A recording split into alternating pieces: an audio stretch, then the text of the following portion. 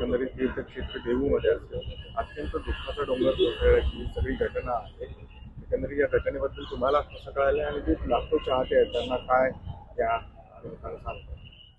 खरं तर आजच्या आकस्मिक घटनेने आमच्या मोरे कुटुंबियांवरती तसेच धार्मिक आणि आध्यात्मिक क्षेत्रामध्ये काम करणाऱ्या सर्व कार्यकर्ते असतील सर्वांवरती या क्षेत्रावरती खरं तर खूप मोठा हा काळाचा घाला आहे, खूप मोठा डोंगर कोसळलेला आहे।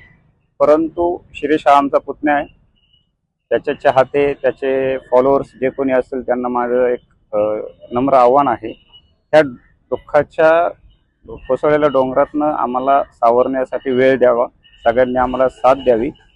घडलेली घटना अत्यंत आकस्मिक आहे। रात्री नेहमीप्रमाणे रूटीनप्रमाणे तो जेवण करून त्याच्या रूममध्ये गेला होता।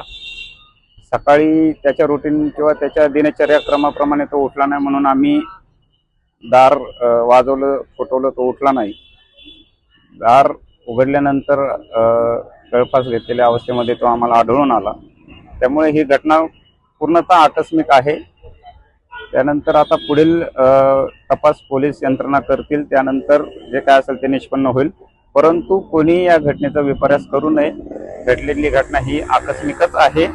सर्वांना विनंती आहे की आमच्या या दुःखामध्ये आपण सर्वांनी सहभागी व्हावं व आम्हाला आणि आमच्या कुटुंबियांना आदर द्यावा एवढीच विनंती करतो।